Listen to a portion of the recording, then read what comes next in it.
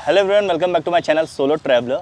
और आज का जो एपिसोड है ये बहुत ही खास होने वाला है क्योंकि ये इस एपिसोड का नाम है मोटो टॉक और ये इसका एपिसोड 1 होने वाला है। और ये एक नई सीरीज़ है जो मैंने स्टार्ट की है क्योंकि जैसा कि मैं देख रहा हूँ कि इंडिया में आपका मोटो व्लॉगिंग का जो कल्चर है वो बहुत ही ज़्यादा बढ़ रहा है। बहुत सारे जो हमारे यंगस्टर्स हैं वो मोटो व्लॉगिंग करना स्टार्ट कर रहे हैं और मोटो व्लॉगिंग काफ़ी टफ चीज़, अगर आप करने की स्टार्ट करोगे तो बहुत सारी चीज़ें जो आपको पता नहीं होती है। जब मैंने स्टार्ट की थी बहुत सारी मुझे प्रॉब्लम फेस करनी पड़ी।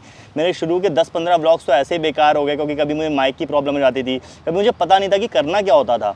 और मुझे ये भी समझ में नहीं आता था कि जो बाकी मोटो ब्लॉगर्स हैं जो उस लेवल पे पहुंच चुके हैं कि हम उनको फॉलो कर रहे हैं, हम उनके फ़ैन बॉय बन चुके हैं, कि एग्जैक्टली इनके थिंकिंग कैसी है, कहाँ से उठ के ये लोग आए हैं, इनिशियल जो इनका फेस था इसमें क्या क्या प्रॉब्लम्स इन्होंने फेस की है।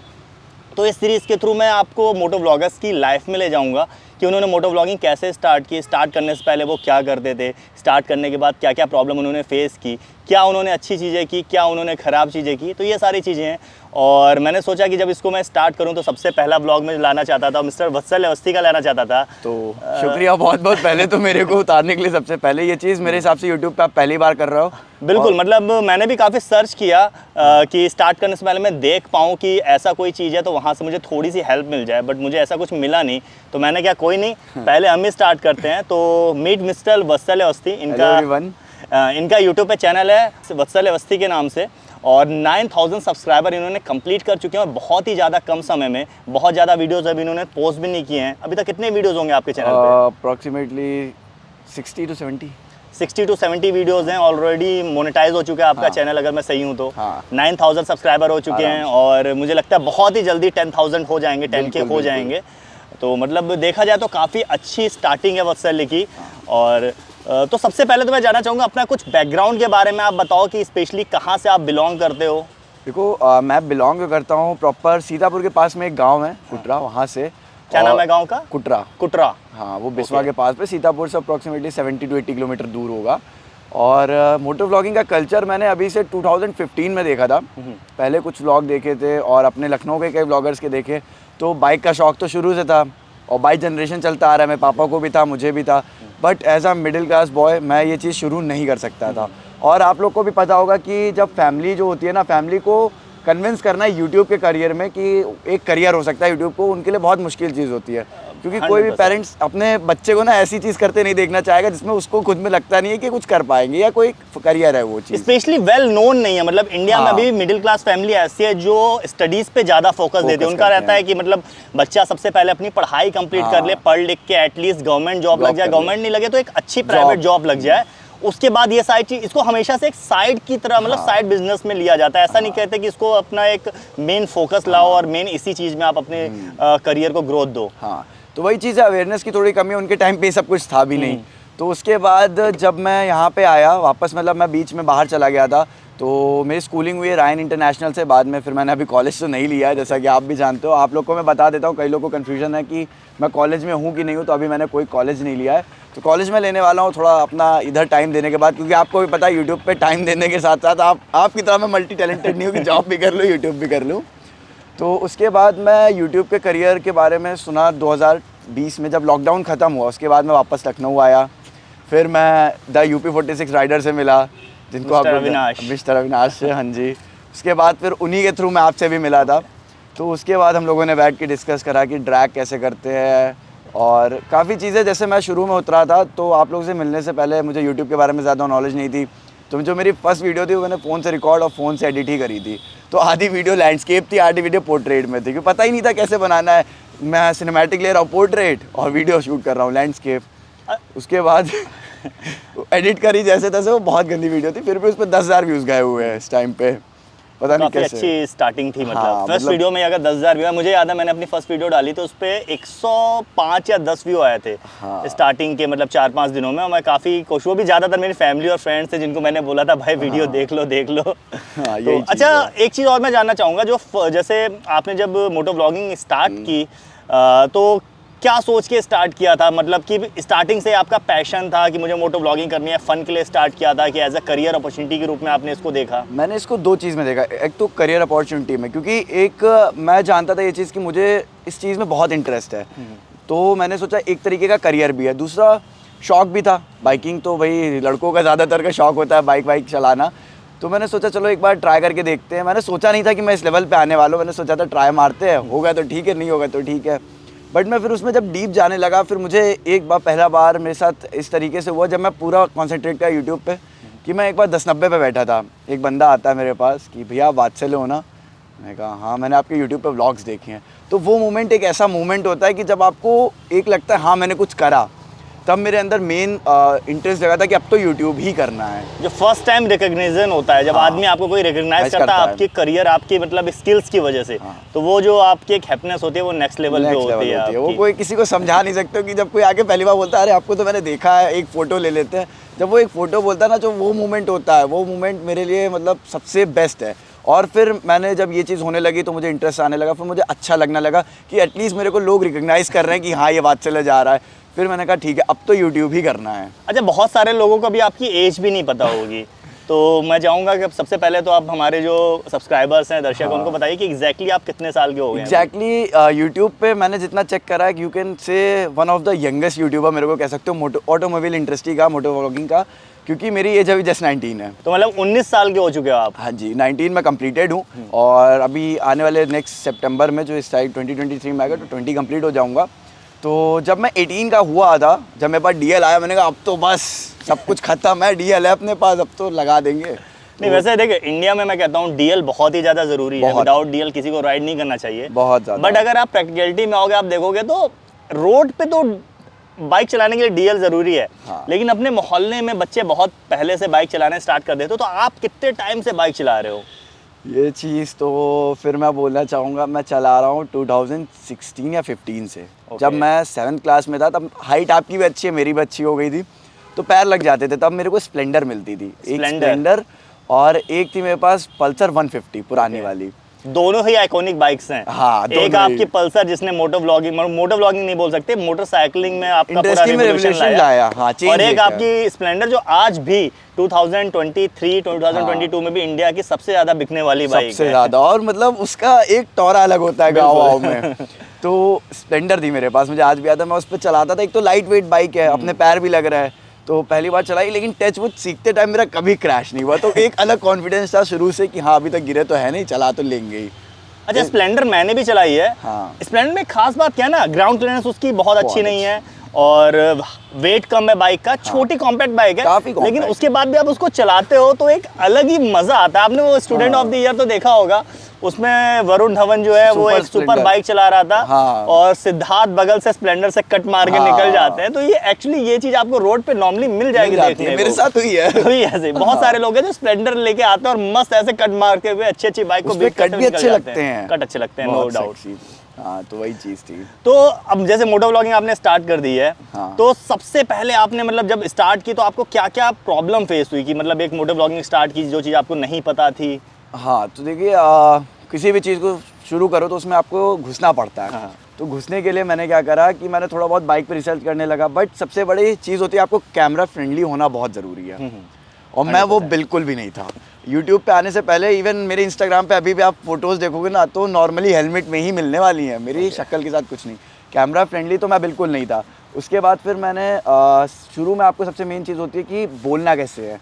कई बार आप हकलाते हो, कई बार आप चीज़ें भूल जाते हो नर्वसनेस में कि हाँ स्पेक्स बताते बताते अरे यार ये क्या था। और वो मेरे साथ अभी भी होता है, ये चीज़ तो आपने देखी होगी। बिल्कुल। उसके बाद फिर होता है कि लैक ऑफ कॉन्फिडेंस कि मैं सही बोल रहा हूँ। और तीसरी सबसे मेन फैक्टर आता है जब व्यूज़ नहीं आते हैं ना।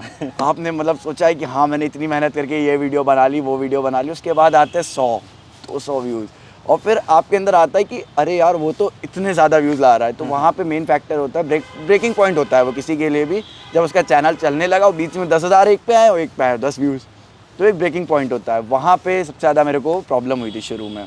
ये होता है जब आप कोई एक वीडियो चला रहे हो, बना रहे हो, जिससे आपको लगता है कि हाँ ये वीडियो में मैं अपना 100% दे रहा हूँ और इस वीडियो से बहुत अच्छे व्यू आने वाले हों। आपने बहुत मेहनत की, एडिटिंग की, रात रात भर जाग के तो वीडियो आपने पब्लिश की, और दूसरे दिन जब आपने देखा 1-2 घंटे बाद के 4 व्यू, 10 व्यू, 15 व्यू, तो ऐसा लगता है कि यार ये सारी चीज़ें बेकार है, छोड़ देनी चाहिए। तो यहाँ पे ऐसा कौन सा फैक्टर है कि आपको उसने मोटिवेट किया और आपने मोटो व्लॉगिंग छोड़ी नहीं और आगे बढ़ते गए? यहाँ पे ये फैक्टर है, देखो लोग यहीं पे पीछे हटते हैं। मैंने ये सोचा कि यार जब शुरू कर दिया तो पीछे क्यों हटना है। अटेम्प्ट देते रहते। देखो कोई भी चीज़ जब ठोस बिल्ड करनी है तो वो टाइम लेगी।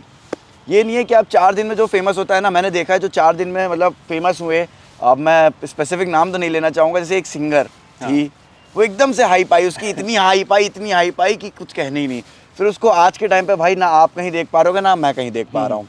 तो मेरा मानना ये है कि भाई पेशेंस रखो, धीरे धीरे बिल्ड करो, पर आपके पिलर ना इतने स्ट्रांग होने चाहिए कि जो हिला ना सके बाद में कोई। Slow study win the race. या एग्जैक्टली। अगर आपने मतलब अपने आप को बिल्डअप करने में टाइम दिया है तो जितनी भी आंधियाँ चलेंगी आपको कोई हिला नहीं पाएगा। बट अगर आप एक किसी लिंक के थ्रू या फिर एक कहते हैं ना एक हवा चलती है और आप बड़े बन गए, तो उसके बाद उस मुकाम पे अपने आप को बनाए रखने में बहुत परेशानी होती है, क्योंकि आपका बेस नहीं मजबूत है। उसके बाद सबसे बड़ी प्रॉब्लम तब आती है जब आपने पहले तो हाइप बना ली अपनी, आपके 100-200 व्यूज़ आते थे, आप सीधा 1, 1.5, 2, 1 मिलियन पहुंच गए। उसके बाद जब नहीं आते हैं तो जो वो पॉइंट होता है ना, वहाँ पे इंसान डिप्रेस्ड हो जाता है बहुत ज़्यादा। अब आप शुरू से ही वो चीज़ स्ट्रगल करके आए हो, तो 100 से आप 200 पे आए हो, 200 से 10,000 पे आए हो, तो 10,000 के बाद अगर 5,000 भी आता है तो उतना बुरा नहीं लगता है। और शुरू में ही आप फेमस हो गए फिर ऐसा होता है तो फिर वही हाल है जैसे कई मैं यूट्यूबर्स को देख रहा हूँ, एक टाइम पे बहुत हाइप आई और अब कोई पूछ नहीं रहा है। चलिए अब एक नेक्स्ट स्टोरी की तरफ आपको ले चलते हैं। हाँ। वो है आपकी वैनम, जो आपकी सुपर बाइक है। मतलब काफ़ी ज़्यादा क्रेज रहा उस बाइक का। हाँ। तो स्टोरी पहले तो आप मुझे बताइए कि आपने क्या सोचा, कब डिसाइड किया कि मुझे सुपर बाइक लेनी है, और कब आपने डिसाइड किया सुपर बाइक में आपको Z900 ही लेनी है, कैसे ली? क्योंकि एक नॉर्मल बंदे के लिए सुपर बाइक अफोर्ड करना काफ़ी ज़्यादा मुश्किल वाली बात होती है। बहुत सारे लोग होते हैं सुपर बाइक सपना ही रह जाता है उनका। तो इस चीज़ को आप थोड़ा बताइए। इस चीज़ का ये स्टोरी शुरू हुई थी 2015 में, जब मैंने पहली बार सुपर बाइक का नाम सुना कि अच्छा ये भी कुछ होती हैं। वही Hayabusa, world famous Hayabusa super bike. हाँ, तो हायाबुसा भाई पहली वीडियो यूट्यूब पे सर्च की, तब एक तो बहुत चीज़ें कम थी, डेटा इतना नहीं होता था, बल्कि 15 भी नहीं, और पहले की बात है जब हम लोग को 1 GB डेटा मिलता था 1 महीने के लिए। यूट्यूब खोला, ये क्या है बाइक है, अरे अच्छी लग रही है। फेयर्ड बाइक उस टाइम पे बहुत रेयर होती थी, जैसे एक R15 ने वर्जन 1 लॉन्च किया था तब, और फिर 220F तो थी उस टाइम पे लेजेंडरी। तो मैंने देखा ये कौन सी बाइक है भाई, मतलब ऐसे चलाना है इसको, और इतनी तेज़ दौड़ रही है, इतना प्यारा साउंड है। उस टाइम पे शुरू हुआ। फिर प्रॉपर तरीके से कहेंगे तो 2015 में मैंने सुपर बाइक्स को देखना शुरू किया। तो मैंने पहली बाइक देखी थी फायर ब्लेड, उसके बाद फायर ब्लेड होंडा की बाइक मैंने फायर ब्लेड देखी। फिर कावासाकी आ गई एकदम से, उस टाइम पे मार्केट कैप्चर शुरू करा था, कावासाकी ने कैप्चर निंजा का बहुत क्रेज हो गया था समय, स्पेशली 300 का। हाँ। काफ़ी दिखने लगी थी रोड पे। तो उसने जब मार्केट कैप्चर शुरू किया तो मेरा कहीं से मतलब फोकस गया कि हाँ ये कावासाकी भी कोई ब्रांड है। फिर मैंने उसमें देखी, बाइक्स देखी, तो मुझे नेकेड बाइक शुरू से पसंद है, अभी भी मैं एक नेकेड चला रहा हूँ, वो भी नेकेड ही है। तो मैंने जी को देखा। फिर वही बात है, एक छोटा बच्चा था, मेरी उम्र कुछ रही होगी 15-16 साल, भाई अब तो ये लेनी है। बट उस टाइम पे मैंने कभी सोचा ही नहीं था। मैंने फिर सर्च करा ये आती कितने की है, भाई उस टाइम पे थी शायद 8.5-9 लाख की। देख के भाई इतने की तो मेरी गाड़ी नहीं है इस टाइम पे जितने की ये बाइक है। थोड़ा सा मतलब बुरा लगा कि बहुत महंगी है, कैसे लेंगे। उसके बाद जब मैंने मोटो व्लॉगिंग शुरू किया, व्यूज़ आने लगे, तो कहीं ना कहीं यहाँ पे मैं अपने मम्मा पापा को बहुत ज़्यादा थैंक्स बोलना चाहूँगा कि उन्होंने इस चीज़ को समझा। उन्होंने कहा चलो ठीक है, तुम्हें इतना ही करना है, तुम मुझको बस इससे 10 रुपये कमा के दिखा दो। ठीक है भाई, 10 रुपये कमाने हैं। तो वहाँ पे भी ये चीज़ मेरे अंदर थी कि यार एक सुपर बाइक लेनी है, तो यहाँ से 10 रुपये कमाने हैं कैसे भी। तो मैंने कहा चलो करते हैं जो कर पाएंगे। उसके बाद फिर मैंने ड्रैग्स वैग्स करी, तो 1000 सब्सक्राइबर बड़ी मुश्किल से बहुत टाइम हुआ, 4000 घंटे का। वहाँ पे आई मेरी पहली यूट्यूब इनकम। अभी तक मैंने अपने चैनल पे भी रिवील नहीं करी, वो मेरा एक अलग कंटेंट था, बट यहाँ पे मैं बताता हूँ, कुछ 9800 समथिंग की थी फर्स्ट इनकम आपकी यूट्यूब पे। अच्छा, बहुत सारे लोगों को पता नहीं होगा, जब भी आप कोई यूट्यूब चैनल स्टार्ट करते हो तो वहाँ पे एक मिनिमम रिक्वायरमेंट होती है कि आपको 1000 सब्सक्राइबर गेन करने होते हैं। इसमें आपका टाइम लिमिट नहीं होती है, आपका चाहे 1 साल पुराना चैनल हो, 2 साल पुराना हो, बट चैनल पे आपके 1000 सब्सक्राइबर होने चाहिए, और लास्ट 365 डेज़ में आपके 4000 वॉच आवर्स होने चाहिए। मतलब आपके जो भी वीडियो चैनल पड़े हो वो लास्ट 365 यानी लास्ट 1 ईयर में इतने लोगों ने देखे हो कि उन सारे लोगों को अगर काउंट करें तो 4000 घंटे कंप्लीट हो जाएं। तो ये दो अगर आपकी क्वालिफिकेशन कंप्लीट हो जाती हैं तो आपका चैनल मोनेटाइज हो जाता है। उसके बाद आप जो भी नई वीडियो डालोगे या जो भी पुरानी वीडियोज़ हैं उन पे जो व्यूज़ आते हैं उसके हिसाब से आपको पैसा मिलना लग जाता है। बिल्कुल। और मैं ये भी बताना चाहूँगा, काफ़ी व्यूअर्स को लगता है कि यूट्यूब में बहुत पैसा है। मतलब यूट्यूब में घुस गए तो आप रातों रात करोड़पति बन गए, चुटकियों में आपने पैसा कमा लिया। तो भाई देखो, अभी जो भी स्टडी कर रहे हैं, मैं तो यही समझाना चाहूँगा, मेरी तरह मत जाना कि कॉलेज ड्रॉप कर दो और ये कर लो। भाई यूट्यूब पे पैसा इतना नहीं है जितना सोचते हैं। आप ये समझ लो कितना, 1 लाख व्यूज़ पे कितने, कुछ एग्जैक्ट तो नहीं बता सकते, नॉर्म के अगेंस्ट है, कहीं पता चला चैनल ही डिमोनेटाइज हो गया। नहीं देखो होता क्या है ना, वहाँ पे आरवीएम का होता है आपका, बिल्कुल। तो चैनल वाइज आपका सबका डिफरेंट होता है। सबका कोई different। चैनल हो सकता है वो 1000 व्यूज़ पे 20 रुपये भी कमा सकता है, हाँ। कोई चैनल 1000 व्यूज़ पे आपका 40 रुपये भी कमा सकता है, और कोई चैनल 1000 व्यू पे आपका 10 रुपये भी कमा सकता है। तो कंटेंट के ऊपर होता है कि आपका चैनल किस जोन में बिलोंग करता है, मोटो व्लॉगिंग कर रहे हो कि डेली व्लॉगिंग कर रहे हो कि किसी टेक चैनल है। बट नॉर्मली अगर एवरेज आपका मैं 20 रुपये लेके भी चलूँ तो 1000 व्यू पे अगर आपको 20 रुपये मिल रहे हैं तो जाहिर सी बात है कि अगर कोई वीडियो आपका अगर 1 लाख तक पहुँच रहा है तो उस पर आपको 2000 रुपये बस। और ये एग्जैक्ट अमाउंट बताया है हम लोगों ने, इतना ही आता है 1 लाख व्यूज़ पे। इसके आसपास आएगा, 19-20 हो सकता है, बाकी 2100 आपका भी 1900 स्पॉन्सरशिप होता है, बट उसके लिए आपको नेक्स्ट लेवल है। वैसे तो आप हर जगह जाओगे तो जो टॉप पे बंदे हैं वो अच्छा कमा रहे हैं। तो अभी हम लोग का चैनल ही देख लो, आपका तो बहुत ऊपर चल रहा है, स्पॉन्सर कहाँ मिल रहा है भाई, वो उसके लिए आपको बहुत ऊपर जाना पड़ता है। तो ये था आपका इनकम का पूरा लेखा जोखा। बाकी चलते हैं आपकी सुपर बाइक की जर्नी में। मुद्दे से थोड़ा भटक गए हम लोग। तो सुपर बाइक की जर्नी पे उसके बाद फिर जब मेरे को डेट आज भी याद है, 14 अगस्त थी, ठीक है, मेरे को कॉल आता है। ईयर कौन सा था आपका? ईयर 2020 2022 14 अगस्त 14 अगस्त को। उससे पहले मैंने सुपर बाइक बुक करा दी थी, बट वो बाइक उससे पहले मैंने कराई CBR 650 R बुक। तो ब्लैक कलर में मैंने CBR 650 R बुक कराई। ऑल्दो क्योंकि मैंने पसंद, देखो पावर फिगर्स में अगर आप जाओगे तो आपको जी बहुत ज़्यादा पावरफुल है और अच्छी लगेगी। बट मैं पहले गया था CBR 650 R की तरफ, क्योंकि लुक वाइज मैंने उसकी जब पहली बार आवाज़ सुनी, एक अपने लखनऊ में आई थी, मैंने उसकी आवाज़ सुनी, लुक देखे, मैं ऐसे बाइक देखी, बड़ी सेक्सी है यार ये तो, मतलब सामने से छू के देखा। अब लड़के देखते, कुछ लड़के हैं जो लड़कियों को देखते, हम देखते बाइक को ऐसे करके, तो भाई देखा, मज़ा आ गई, क्या बाइक है, क्या लुक्स हैं, बस पावर फिगर्स कम थे। मैंने कहा चलो थोड़ा कहीं ना कहीं कॉम्प्रोमाइज़ करना पड़ता है, लुक चाहिए या पावर में से कोई एक चीज़ है तो, क्योंकि इस कैटेगरी में लीटर क्लास से हट के कोई और कंपटीशन ही नहीं है। बिल्कुल। डेटोना डिसकंटिन्यू हो गई, और भी जितनी थी वो सब डिसकंटिन्यू हो गई, अच्छी बाइकें डिसकंटिन्यू करते जा रहे हैं, डिसकंटिन्यू कर दी यार। तो भाई बची एक ही छुटकी सी, तो मैंने चलो ये ले लेते। उसकी मैंने बुकिंग करा दी, बुकिंग अमाउंट जितना बोला उन्होंने मैंने सब दे दिया। उन्होंने बोला सर 1 महीने की वेटिंग है आपको, मैं फिर भी 20 दिन में बाइक अरेंज करा दूंगा। चलो भाई 20 दिन मैंने मान लिया। एक तो कभी भी भाई मैं बता रहा हूँ, किसी भी सुपर बाइक लेने जाना या बुक कराने जाना, चाहे वो कावासाकी हो, चाहे वो होंडा हो, BMW हो, और BMW को एक बार बेटर है उनकी सर्विस, बट होंडा, कावासाकी, 2 मैं नाम ले रहा हूँ, सुजुकी 3 ना, समझ लेना 1 महीना बोल रहे तो 6 महीना मान लो भाई साहब। 1 महीने का 6 महीना मान लो कि वो 1 महीना बोल दिया वेटिंग है, तो 6 महीने बाद ही वो बाइक देते हैं। तो 1 महीने से 2 हो गए, 2 से 3, 3 से 4, 4 से 5 हो गए।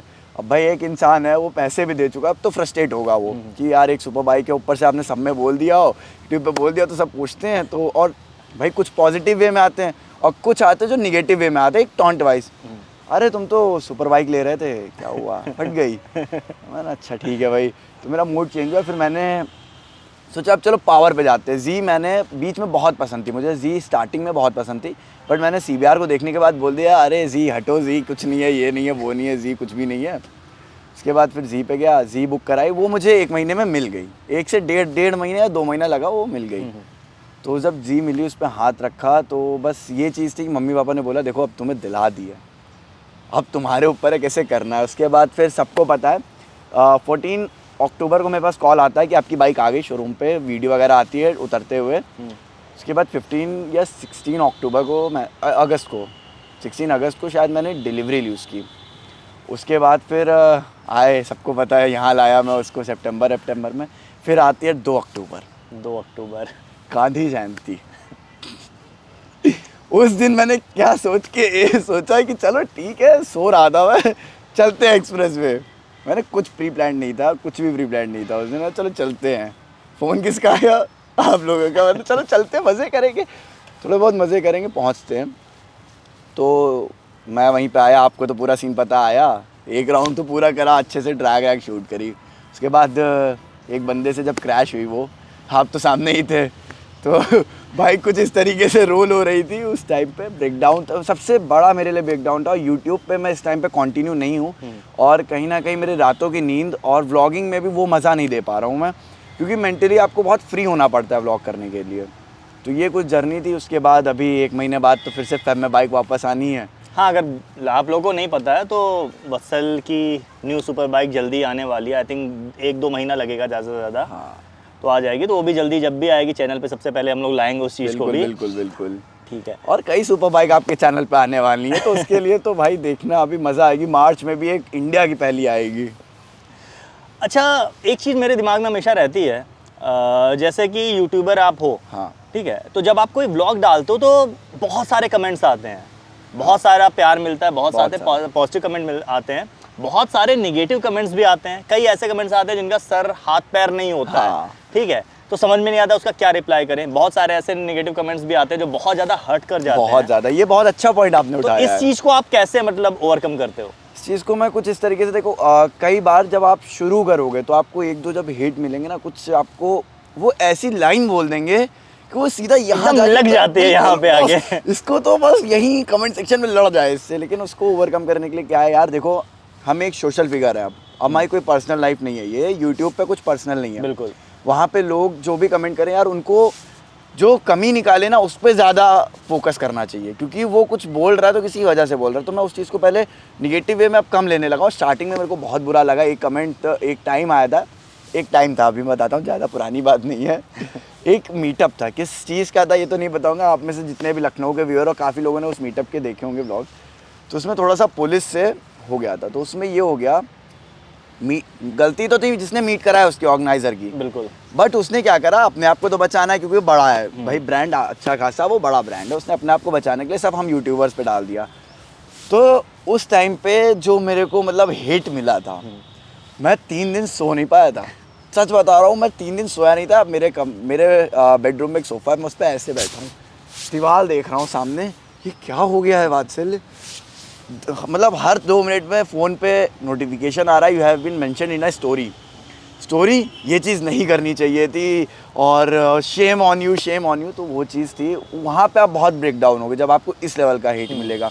कमेंट्स का क्या है, कमेंट्स को आप थोड़ा इग्नोर कर लोगे, बट जब यार तुम एक थोड़े से फेमस हो गए ना, तो आपको ये चीज़ जब फेस करनी पड़ती है। जब लोग मेंशन करना शुरू कर देते हैं दूसरे के टैग्स में भी, दूसरे के स्टोरीज में भी, तो वो चीज़ बहुत हर्ट करती है बहुत। और अगर गलती करी भी है तो वो चीज़ तब एक्सेप्ट करना बनता है कि हाँ मैंने गलती करी। उस दिन सच बता रहा हूँ, मेरी कोई गलती नहीं है, उसके बाद फिर आप ऐसे उछाला गया कि मैंने यहाँ पे वो कर दिया। चलो मैं वो चीज़ करता हूँ जिसके लिए मेरे को मेंशन किया गया, बट मैं एक सेफ जगह करता हूँ, सेफ तरीके से करता हूँ। उस दिन मैंने जब करा नहीं, कोई एविडेंस नहीं, तो वो चीज़ मेंशन कर दी गई, तो उस टाइम को ओवरकम करना बहुत मुश्किल होता है भाई। 3 दिन नरक थे वो, रोया हूँ मैं, रोया तक। चलिए कोई नहीं, बाकी बहुत सारे मोटो व्लॉगर से, हाँ। फेमस मोटो व्लॉगर से आपकी मुलाकात भी होती रहती है। हाँ बिल्कुल। तो उस एक्सपीरियंस को आप कैसे बताओगे, क्योंकि बहुत टाइम तक ऐसा था कि कई मोटो व्लॉगर्स थे जिनको हमको देखते थे टीवीज हाँ। पे, यूट्यूब पे, कि भाई ये बंदा है क्या, मोटो व्लॉगिंग करता है। अब मोटो व्लॉगिंग करने के बाद जैसे जैसे इस लाइन में हम लोग घुसते जा रहे हैं, हाँ। उनसे रियल लाइफ में मिलने को मिलता है। हाँ। तो कई ऐसे होते हैं जिनको आप देखते हो यूट्यूब पे जैसे दिखते हैं वैसे नहीं दिख रहे होते हैं, कई ऐसे होते हैं जैसे यूट्यूब पे दिख रहे होते हैं बिल्कुल वैसे होते हैं, उससे बल्कि अच्छे होते ही होते हैं। तो ये जो आपका एक्सपीरियंस रहा है वो कैसा रहा, और किन किन फेमस मोटो व्लॉगर से अभी तक आप मिले हो? मैं काफ़ी मोटो व्लॉगर से मिल चुका हूँ, जैसे अपने लखनऊ के ले लीजिए, सूरज शर्मा हो गए, आयुष वर्मा हो गए, आप हो गए, मिस्टर सोलो ट्रैवलर भी वन ऑफ दीज हैं। तो ये 3 लोग तो अपने लखनऊ से ही हो गए। उसके बाद फिर ऑल ओवर देखे तो मैं बियर बाइकर सैमी से मिला।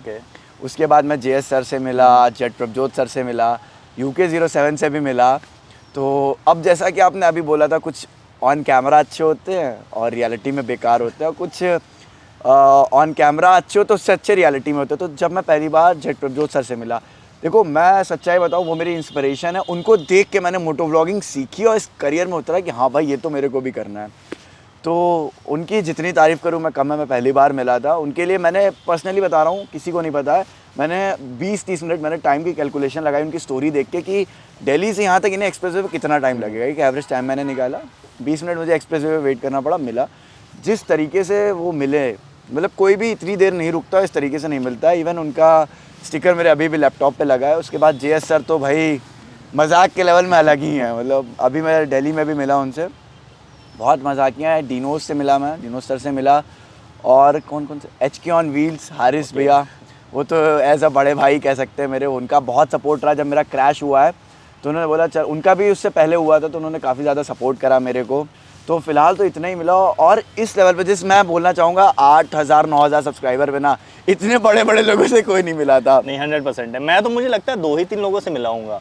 मतलब अगर मैं याद करूँ तो एक मोटर बडी सर हैं, उनसे मैं मिला हूँ। हाँ। काफ़ी उनका बहुत अच्छा नेचर है। उनसे आप ही ने मिलाया मेरे को। सूरज वर्मा है, सूरज वर्मा भाई से मिला हूँ मैं, उसका भी बहुत अच्छा नेचर है, बंदा काफ़ी फ्रेंडली है। आयुष शर्मा से मिला हूँ बट इंटरेक्शन नहीं हुआ कभी मेरा उतना ज़्यादा। इसके अलावा डिनो सर से मिला हूँ, बहुत अच्छी पर्सनालिटी है यार। अभी हम लोग ऑटो एक्सपो में गए थे, वहाँ डिनो सर से मिले थे, बहुत फ्रेंडली नेचर है, मज़ा आ गई उनसे मिलके। तो बस इतने लोगों से मैं मिला हूँ। बट टचवुड ये है कि अभी तक मैं जितने भी लोगों से मिला हूँ उन सबका नेचर मुझे काफ़ी अच्छा लगा वहाँ पे। तो वो सारी चीज़ें थी। और एक नाम मैं भूल रहा था जिसने कोलकाता में ऑटोमोबाइल इंडस्ट्री और मतलब ऑटोमोबाइल नहीं, मोटो व्लॉगिंग को रिप्रेजेंट करा था, सबसे पहले दिखाया कि हाँ मोटो व्लॉगिंग कुछ होती है। बाइकर बॉय जाहिर से भी मैं मिला, वो भी बहुत बढ़िया नेचर के हैं। तो जब मैं पहली बार, मैं कभी कभी ये सोचता हूँ कि 8-9 हज़ार सब्सक्राइबर पे मैं इन सब से मिल चुका हूँ, जिनको मतलब मैं देखता था, अरे बियर बाइकर सैमी है, तो जाहिर है, ये तो आयुष शर्मा है, ये तो सूरज वर्मा, ये तो सोलो ट्रैवलर है, ये तो ड्रैग कर रहा है। तो एक जो वो पॉइंट था, उसने भी मेरे को बहुत मोटिवेट किया, यार अभी स्टार्टिंग में ये कर लिया, 25R चला ली, इंडिया में आती नहीं है, और मतलब अब तो ये और करना है जितना हो सके। उसके बाद मैं अभी बीच में फिर से कंटिन्यू हुआ हूँ, इस बीच में आज भी व्लॉग मैंने डाला है, डेली डालने लगा हूँ। तो इन सब चीज़ों ने मुझे मोटिवेट करा, इन जब यूट्यूबर से मिला।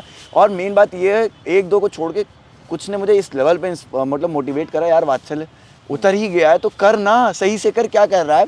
काफ़ी डांट भी मैंने खाई कि ये सब क्या कर रहे हो, रेगुलर हो जाओ। तो सैमी भाई ने भी मेरे को बहुत समझाया कि वात्सल देख, रेगुलर रह, कर रहा है, अच्छा कर रहा है। तो इन सब चीज़ों ने मुझे बहुत मोटिवेट करा। तो उनसे मिलना कहीं ना कहीं मेरे लिए प्लस पॉइंट रहा, बहुत कुछ सीखने को मिला मुझे।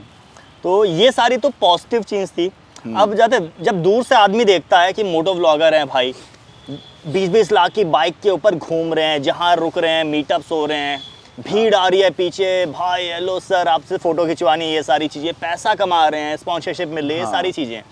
बट बहुत सारी चीज़ें जो इस स्टोरी के पीछे रहती हैं, जो नेगेटिव पॉइंट है, जो मतलब जो स्ट्रगल है, तो उस चीज़ से थोड़ा बताइए कि मतलब ऐसी क्या परेशानियां जो डेली लाइफ में आपको झेलनी पड़ती हैं मोटो व्लॉगिंग में, जो आपको लगता है कि ये सारी चीज़ें हर बंदे को झेलनी पड़ती है, फिर भी ये लोग इतनी मेहनत कर रहे हैं। हाँ, तो मोटो व्लॉगिंग में जैसा पता है हम लोग भाई बाइक से रहते हैं, इसमें सिर्फ आप चला सकते हो, कंफर्ट नहीं है कहीं भी। तो सबसे बड़ी चीज़ आती है कंफर्ट की। लोग गाड़ियों में से व्लॉग करते हैं, लोग डेली व्लॉग करते हैं, घर में टहलते हैं। तो एक ऑटोमोबाइल इंडस्ट्री में moto vlogging one of the most difficult चीज़ है। एग्जैक्टली। क्योंकि आपको हर वेदर की मार झेलनी है। आज ठंड है तो हम ठंड में चला रहे हैं तो ठंड लग रही है, गर्मी है तो गर्मी में पसीना बह रहा है, हेलमेट पूरा भीग गया है, बारिश तो सबसे गंदा मौसम। एक्सप्रेसवे पे कभी हम लोग शूट करने गए, बारिश हो रही है, बाइक पे खड़े हैं, कोई छुपने की जगह नहीं, भीग रहे हैं। एक्सप्रेसवे पे भाई कुछ तो मिलना नहीं, शेड तो है नहीं, खड़े हैं हम लोग ऐसे, भीग रहे हैं, पानी टप टप टप, गैजेट्स को ऐसे छुपा रहे हैं कि कुछ भीग ना जाए। तो सबसे हार्ड टाइम तो यही रहता है, वेदर की मार। बिल्कुल। उसके बाद फिर आते हैं कंफर्ट में। भाई एक अच्छा हेलमेट आप अगर लोगे तो वो 1600-1700 ग्राम का रहता है। तो उसकी वजह से आपके जो स्पाइन है ना, यहाँ पे नेक पे बहुत पेन होता है। और फिर आप अगर मतलब काफ़ी हार्ड को ड्राइव करो, फास्ट राइड कर रहे हो, आगे हेलमेट का वेट होता है, माउंट का वेट होता है, बाइक का वेट होता है, काफ़ी वेट हो जाता है, काफ़ी वेट हो जाता है। और मेन चीज़ होता है वहाँ पे थोड़ी फिजिक्स भी लग जाती है कि आपका जो एकदम जहाँ पे जो सबसे ज़्यादा वीक पॉइंट है एकदम यहाँ पे रहता है, चिन पे। तो चिन पे होने की वजह से उसका वेट जस्ट डबल हो जाता है, वेट आगे की तरफ आता है। तो वो चीज़ और ज़्यादा ब्रेक डाउन करती है नेक को। उसके बाद जो स्ट्रगल होता है भाई, स्ट्रगल ये होता है कि आप जब शुरू में करते हो, आपको कोई रिकॉग्नाइज़ नहीं कर रहा होता है, तो आपको बहुत चीज़ें, बहुत मेहनत करनी पड़ती है। कंपनी में जा रहे हो, आपको वो वैल्यू नहीं मिल रही है, आपकी बात हवा में ले रहे हैं। फिर बाइकें अरेंज करना, भाई बाइकें अरेंज करना तो बहुत मुश्किल है। स्टार्टिंग में भाई आपको कोई जानता नहीं है, किसी को ट्रस्ट नहीं होता। अब आप कह रहे हो भाई बाइक से ड्रैग करनी है, तो खुद भी कहते नहीं बनता है कि भाई कैसे बोले, अगला जा रहा है उससे कैसे बोल दें। आप किसी शोरूम में खड़े हो, मिलने के, कोई नई बाइक लॉन्च हो रही है, आप चुपचाप साइड में शोरूम में खड़े हो, बंदा ध्यान नहीं दे रहा है, आधे घंटे आप खड़े हो, उसके बाद उसने आपकी बात सुनने स्टार्ट कर दी, और उसमें भी आधे घंटे बाद वेट करना, सुननी भी, और उसने हवा में देखते हैं। तो वो चीज़ बहुत सारी चीज़ें ये प्रॉब्लम आती हैं। उसके बाद फिर कई बार हम शूट कर रहे हैं, माइक नहीं काम करा भाई, पूरी मेहनत बेकार। अब भाई एक बंदा आया है हमारे लिए, हम घर आए हैं, देखा, रीटेक तो कर नहीं सकते हैं भाई, बहुत बुरा लगता है। कई बार एडिट कर रहे हैं भाई, एडिटिंग में कई बार जैसे ड्रैग तो इजी रहती है एडिट करना, कि पता है यहाँ कट है, लेकिन अगर आप एक प्रॉपर जैसे आप रिव्यू करते हो तो उसमें एडिट करने में भाई हालत ख़राब होती है। और डेली व्लॉगिंग करो, उसमें मीम डालना है, तो एडिटिंग, लोगों को लगता है व्लॉग, एक कैमरा लिया, यूँ करा, hello guys welcome back to my YouTube channel, हो गया व्लॉग। बट ऐसा नहीं होता यार। जब आप एडिट, देखो दिन भर के शूट के बाद बाइक पे थकान होती है, उसके बाद आप रात में आते हो, और भी अपने भाई डेली लाइफ के भी काम होते हैं, पर्सनल लाइफ भी होती है। उसके बाद फिर आपने ये सब करने के बाद एडिटिंग शुरू करी रात में। अब एक व्लॉग 15 मिनट का एडिट करने में लोग लगता है 20 मिनट लगेंगे, बट भाई वो एक 15 मिनट का व्लॉग एडिट करने में ना 2 घंटे लगते हैं।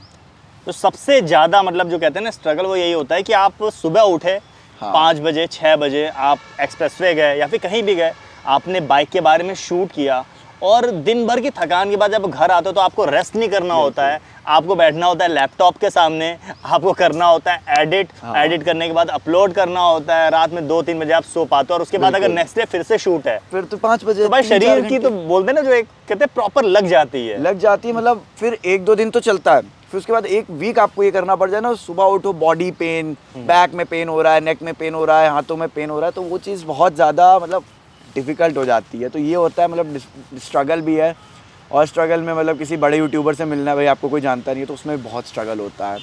मेरे ख्याल से यही एक रीज़न और भी ज़्यादा है कि बहुत सारे ऐसे मोटो व्लॉगर्स हैं जो डेली व्लॉग की तरफ जा रहे हैं। हाँ। मैंने देखा बहुत सारे मोटो व्लॉगर्स हैं जिन्होंने स्टार्टिंग अपनी मोटो व्लॉग से की थी, बहुत ज़्यादा मोटो व्लॉगिंग करते थे, बाद में थोड़ा थोड़ा डेली व्लॉग, क्योंकि कंटेंट कितनी कमी हो जाती है मोटो व्लॉग में, आप हर दिन नई नई बाइक कहाँ से लाओगे। पहले आती थी, पहले आने अब लगी लॉन्च थी। भी नहीं होती अब इतनी लॉन्च ही नहीं ज़्यादा। होती है कुछ भी। आप ऑटो एक्सपो की बात कर लीजिए, बाइकों में देख लीजिए, कुछ था बहुत कम बाइक्स आई थी। एक सिर्फ बेनली थी सिर्फ जो बेनले लेके का आई एक थी, आपका था, उसी के सब ब्रांड्स बहुत सारे थे, और थोड़ा पॉलिटिक्स भी लग गई। देखो जो बोलने वाली बात नहीं, लेकिन वहाँ पॉलिटिक्स भी लग गई, ईवी को प्रमोट कर दिया गया, ईवी को बहुत ज़्यादा ज़्यादा। प्रमोट कर दिया गया, बहुत ज़्यादा। आपकी पेट्रोल वाली बाइक्स का ज़्यादा कुछ दिखाया नहीं गया वहाँ पे। तो और मैं ये भी समझाना चाहूँगा, यंगस्टर जो होते हैं, शुरू करते हैं, मतलब यूट्यूब करना है, फैमिली से लड़ झगड़ के कर लिया, तो उनको पता नहीं है इसके पीछे कितना स्ट्रगल है। लोगों को लगता है यार ये तो वीडियो बनाता था, फेमस हो गया। भाई एक वीडियो का कंटेंट सोचने में हम लोग को हालत ख़राब हो जाती है। अब जैसे ये प्रॉपर वीडियो है, इसमें कुछ नहीं सोच रखा है, ये ईजी है थोड़ी, but as a motto vlogging जो कंटेंट, भाई एक चीज़ डाल दी, 2 चीज़ डाली, अब उसी चीज़ को आप कितनी बार कर लोगे। आपको नॉलेज लेनी पड़ती है, बाइक के बारे में पूरी स्टडी करनी पड़ती है। बस। आपने स्टडी की, उस बाइक के बारे में बताया, उसमें कहीं थोड़ी सी आपने गलती कर दी तो इतने सारे नेगेटिव कमेंट्स आ जाएंगे कि आप सोच भी नहीं सकते हो। और दूसरी चीज़ ये आ जाती है, भाई देखो यूट्यूब पे आए हो यार, सबको व्यूज़ चाहिए, सब्सक्राइबर चाहिए, चाहिए ही चाहिए, क्योंकि भाई उसके बिना कोई मतलब नहीं है यूट्यूब पे करने का। तो अब आपने किसी भी पुरानी, चलो मैंने ये बाइक ले ली, अपाचे है, ये ले ली आरएस तो चलो फिर भी एक टाइम की लेजेंडरी बाइक है, अभी भी इसका चल जाता है, लेकिन इस बाइक की स्पेसिफिक बात करें अपाचे की, अब मैं इस पे वीडियो डालूंगा ना, मुश्किल से मुश्किल मैं अपने चैनल पे, जहाँ पे 2000 व्यूज़ आ जाते हैं हर हाल में, वहाँ पे आएंगे, मुझे पता है, मतलब मेरे व्यूअर्स खुद भी देखेंगे नहीं इतने ज़्यादा, 250 से 1000 आएंगे। तो आपको कंटिन्यू ताज़ा कंटेंट लाना है, वो कहाँ से लाओगे। तो यंगस्टर शुरू करते हैं, अब भाई 30,000 का पता चला कुछ, तो सीधा गोप्रो ले लेते हैं लड़ झगड़ के जैसे तैसे। उसके बाद जब उन्हें पता लगता है इसके पीछे का स्ट्रगल, फिर उन्हें क्विट करना पड़ता है। तो मैंने देखा कई उतरे हुए हैं, लखनऊ में कई लोग हैं जो कर रहे हैं, बट मुझे पता है कि उनसे अब नहीं हो रहा है। तो एक्चुअली ये काफ़ी एक महंगा है, मतलब मोटो व्लॉगिंग आप कहीं से सस्ता नहीं बोल सकते हो। डेली व्लॉग में आप एक फ़ोन के थ्रू स्टार्टिंग कर सकते हो, बट मोटो व्लॉगिंग में क्या होता है कि फ़ोन का स्टेबलाइजेशन उतना अच्छा नहीं होता है, और स्टेबलाइजेशन तो आपको मिल जाएगा, बट वो क्वालिटी नहीं आती है, क्वालिटी नहीं आती है, इफेक्ट नहीं है बैकग्राउंड में, तो मजा आता है कैमरे को ऐसे पकड़ के करने में। इसके अलावा आपको एक अच्छा हेलमेट लेना है, हेलमेट के लिए अच्छे माइक लेने हैं, क्योंकि अगर आपकी हाई स्पीड पे चला रहे हो तो काफ़ी ज़्यादा नॉइस आती है। अगर आप घर में शूट कर रहे हो तो सस्ते माइक से आप काम चला सकते हो, 250 वाला माइक भी काम करता है। लेकिन अगर आप बाइक चला रहे हो, 100 पे चला रहे हो, 120 पे चला रहे हो, तो आपको एक एक्चुअली अच्छी क्वालिटी का माइक चाहिए होगा जिसका नॉइस कैंसलेशन काफी अच्छा हो। तो इन सारी चीजों में खर्च होता है, आपको पूरे राइडिंग गियर चाहिए, क्योंकि आप अगर सलामत नहीं रहोगे तो चलाओगे कैसे। मोटा-मोटा 20,000 तो यही है। शूज हो गए, पैंट हो गई, नी गार्ड हो गया, एल्बो गार्ड हो गया, चेस्ट हो गया, ये सारी मिला के मतलब काफी ज्यादा महंगा हो जाता है। और उसके अलावा ये बाइक जो कि चूसती है खून, और क्योंकि पेट्रोल भाई इतना महंगा हो गया, वो खून ही हो गया आपका। हाँ, खून चूसने लगती हैं। उसके बाद फिर दूसरी चीज़ आ जाती है, भाई इतना सेटअप करा, अब आपने इन्वेस्ट कर दिया, मान के चलिए मोटो व्लॉगिंग करने के लिए अच्छे सेटअप के साथ आपको इन्वेस्टमेंट लगेगा 3-3.5 लाख रुपए का आराम से। हाँ। उसके बाद फिर आपको यहाँ से अर्न करना है, फिर आ रहा है 20 व्यूज़। पैसा छोड़ो, व्यूज़ ही नहीं आ रहे। पैसा तो बहुत बात की चीज़ है, पैसा तो भूल जाओ, स्टार्टिंग के 2 साल तो भूल ही जाना चाहिए मेरे हिसाब से पैसे को। हाँ, अगर मतलब स्टार्टिंग में अगर आप पैसे के पीछे भागोगे तो कंटेंट क्वालिटी ख़राब हो जाएगी, बहुत सारी चीज़ें आएंगी जो लास्ट में आपको कहीं ना कहीं बहुत गंदा ड्रॉबैक मारेंगी। हाँ, और लोग कहते हैं quality doesn't matter, quantity does matter. तो यहाँ पे भाई आप गलत हो। अगर आपका महीने में 5 वीडियो डालो, जैसे आपकी भी 30 दिन वीडियो नहीं आती है, आपकी लगभग महीने में 15 वीडियो 12, 13, 15 ऐसे मैक्सिमम 15। तो उसमें अगर आप क्वालिटी दे रहे हो, कंटेंट अच्छा है, तो उसमें ज़्यादा व्यूज़ आएंगे। बिल्कुल। अब आप वही 30 वीडियो डाल दो जिस पे 200 व्यूज़ आए, और वही आप 3 वीडियो डाल दो जिस पे 3 लाख व्यूज़ आए, तो डिफरेंस होता है। तो भाई मैं ये समझाना चाहूँगा, क्वांटिटी पे मत जाओ, क्वालिटी पे जाओ, कंटेंट पे जाओ। तो अभी आगे के क्या प्लान्स हैं आपके? 9000 सब्सक्राइबर हो चुके हैं, कुछ दिनों में आपके 10,000 सब्सक्राइबर हो जाएंगे, नई बाइक आने वाली है। तो फ्यूचर प्लान्स क्या आप बताना चाहोगे कि क्या आपके फ्यूचर प्लान्स है चैनल पे, क्या क्या आने वाला है? कुछ इस तरीके से देखिए, अभी मैं 900 सीसी के सेगमेंट में, उसको आप लीटर क्लास नहीं कह सकते हो, और ऊपर से नेकेड बाइक अभी वो परफॉर्मेंस नहीं दे सकती है। चाहे आप निंजा ZH2 ले आओ, वो परफॉर्मेंस नहीं आएगी। विंड प्रेशर बहुत ज़्यादा होता है अरे भाई मैं बता रहा हूँ, पर्सनली 250 पे लगता है, बस अगर हाथ छूटा तो यूँ पीछे उड़ गए। तो मेरे फ्यूचर प्लान्स कुछ इस तरीके से हैं कि कुछ ज़्यादा ही बड़े सोच लिए हैं मैंने। अब कई बार ये होता है, बड़े सपने जब टूटते तो बुरा लगता है, लेकिन अब इतना झेल चुका हूँ ना मैं, वो बाइक जाने के बाद का ये सब इतना झेल चुका हूँ, तो अगर वो सपना टूटा भी ना तो मुझे बुरा नहीं लगेगा। बट सपने देखेंगे नहीं तो पूरे कैसे होंगे यार? बड़े देखेंगे तभी तो, कुछ छोटे लेवल पे ही पूरे हो तो कुछ तो इम्प्रूवमेंट आएगा। बिल्कुल। तो मैं सोच रहा हूँ 2 महीने में बाइक आएगी, फेब में मेरी अपनी जी जो वापस आएगी वो फेब में आ ही जाएगी हर हाल में। उसके बाद नई सुपर बाइक भी एक लीटर क्लास में उठा रहा हूँ, तो सबको मैंने रिवील कर दिया। मैं यहाँ पे भी बता देता हूँ, मैं लूँगा तो R1 लूँगा अब सीधा, क्योंकि भाई उसका भी पावर अलग है। तो जी आने के बाद मेरा गोल है 1-2 महीने में 1 लाख सब्सक्राइबर क्रॉस करने ही करने हैं। ओके, तो काफ़ी बड़ा गोल लेके बैठ गया, ये तो आप भी जानते हो। नहीं सही है, आप बड़े गोल लेंगे तभी बड़ी छलांगे लगती हैं। बिल्कुल बिल्कुल। और एक प्ले बटन जब आ जाता है आपके पास में, आपकी फिर वॉल पे, तो वो जो आपको मोटिवेशन देता है ना, जब भी आप घर में अपने जाओगे वो प्ले बटन दोगे, देखोगे खोला ये सामने सिल्वर प्ले बटन, तो नेक्स्ट लेवल मोटिवेशन है, फिर आपको कोई रोक नहीं सकता। बिल्कुल नहीं। एक आपका एक रिकग्निशन भी हो जाता है, प्ले बटन हो जाता है आपके पास कि हाँ ये बंदा प्रॉपर यूट्यूबर बन चुका है एज अ फुल टाइम। तो ये सारी चीज़ें हैं। तो ये था आज का आपका व्लॉग, आपका मोटो टॉक एपिसोड 1 विथ मिस्टर वत्सल अवस्थी। तो थैंक यू सो मच। और मेरे को भी काफ़ी अच्छा लगा, ये आपने ऑनर मेरे को दिया करने का, मतलब एक तरीके से किसी ने इस तरीके से बुलाया, वो भी 9000 सब्सक्राइबर होने के बाद, तो काफ़ी दिल से थैंक यू आपको। तो बाकी आप लोग बताइएगा यहाँ पे कमेंट करके कि बाकी किस यूट्यूबर्स के साथ मैं ये कर सकता हूँ। आप लोग अगर किसी स्पेशल यूट्यूबर के साथ चाहते हो तो मैं उनके साथ अरेंज करने की कोशिश करूँगा ऐसा ही कुछ टॉक, ताकि पता चल सके कि उनकी जर्नी कैसे स्टार्ट हुई, आगे के क्या प्लान है, क्या रियल लाइफ चैलेंजेस वो फेस कर रहे हैं, क्या प्रॉब्लम्स उनको फेस करनी पड़ी, क्या अचीवमेंट्स मिली, गुड बैड सारी चीज़ें।